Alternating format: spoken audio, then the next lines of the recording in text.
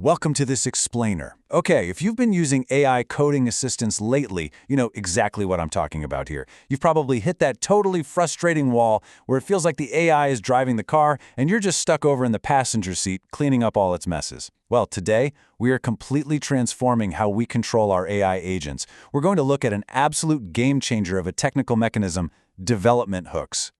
Let's kick things off with a pretty brutal truth from developer Burke Holland. It perfectly captures our shared pain point right now. He says, and I quote, "The whole problem with AI right now is that it is non-deterministic and it lies pathologically." I mean, spot on, right? If you've ever watched an AI agent just totally hallucinate a ridiculous fix or confidently ignore a blatant red squiggly line in your editor, you know exactly what he means. We absolutely have to find a way to tame this unpredictability. Okay, let's dive into this. Here's our roadmap for today. 1. The AI agent lifecycle.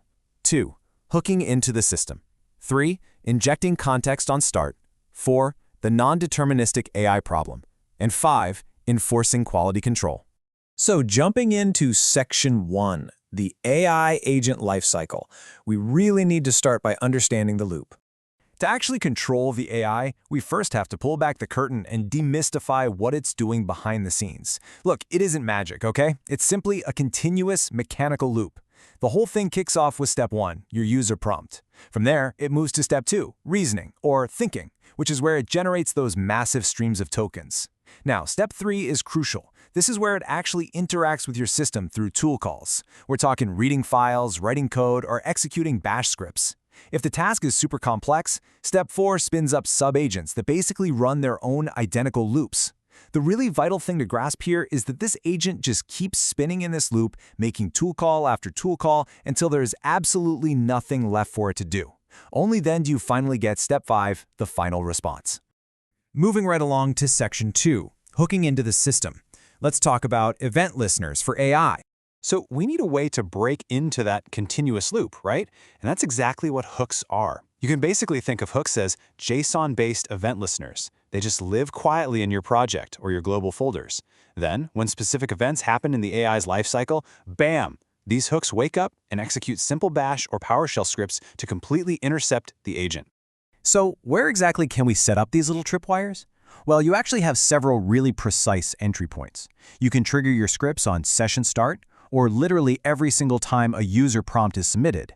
You can jump in right before the AI uses a tool with pre-tool use, or right after with post-tool use. You can even track when a sub-agent starts or stops, when a session ends, or of course if an error occurred. But pay close attention to this part. Some of these hooks only observe, but others, specifically that pre-tool use hook, are blocking. They can literally stop the AI dead in its tracks. No way around it. Now let's look at how this impacts your actual testing environment. When you're writing these custom JSON hook files, your developer experience really matters.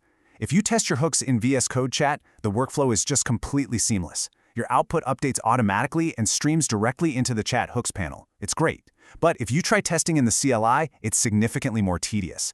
You literally have to manually reload the session with a /new command every single time you make a change. Plus, you have to manually pipe your outputs to external log files just to see what the heck is happening. So pro tip here, definitely stick to VS Code Chat for your prototyping. All right, Section 3, injecting context on start. It's time to start working smarter. Now, what's really interesting about this slide is it highlights a core inefficiency we really need to solve. How do we give the AI context about our local machine without constantly asking for it? Because normally, if you ask an AI what version of Node you're running, it has to stop everything, figure out the right bash command, run it as a tool call, read the result, and then finally answer you. That is a massive, massive waste of time and reasoning tokens. But here is the exact automated workflow to solve that. Step 1, you set a hook to trigger the precise moment the session start event fires. Step 2, that hook immediately executes a simple bash script you've written that instantly fetches your local node version. Step 3, we format that raw data into a very specific JSON payload using the JQ library. And finally, step 4, that context is silently injected straight into the session. Boom.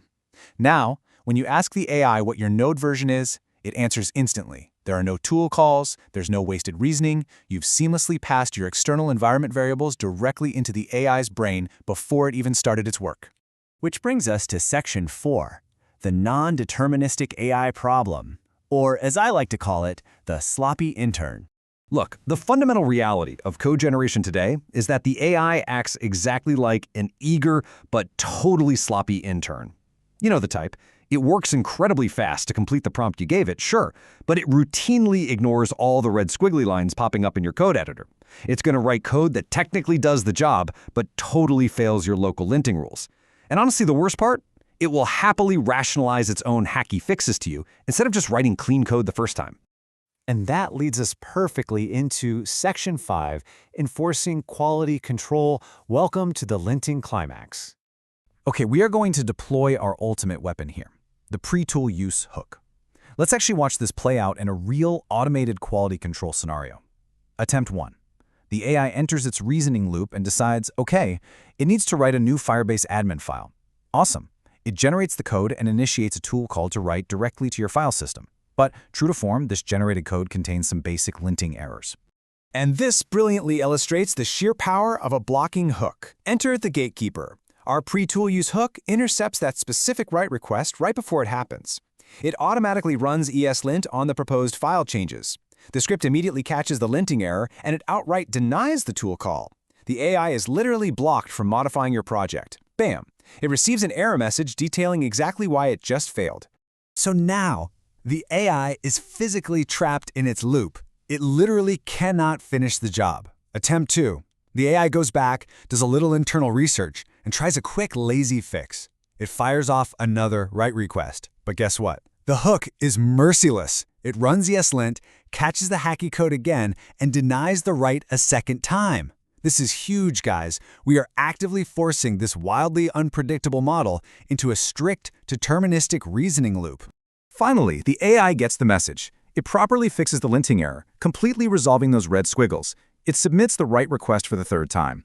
The pre-tool hook intercepts, runs ESLint, the code passes perfectly this time, and the write is approved. The agent's loop is successfully completed, and you are left with absolutely guaranteed clean code. So, the crucial point is this. We aren't just logging events here. The ultimate goal of development hooks is to force the AI to write code the exact same way you write code. By setting up these strict automated gatekeepers, like mandatory linting checks before every single file write, you completely stop the AI from polluting your codebase. It's a game changer. You no longer have to blindly trust the AI to verify its own work because your hooks fundamentally remove its ability to write bad code in the first place. It's just an incredible shift in how we work. You stop being the AI's personal debugger, and your local environment becomes the AI's incredibly strict senior developer. It completely changes the dynamic.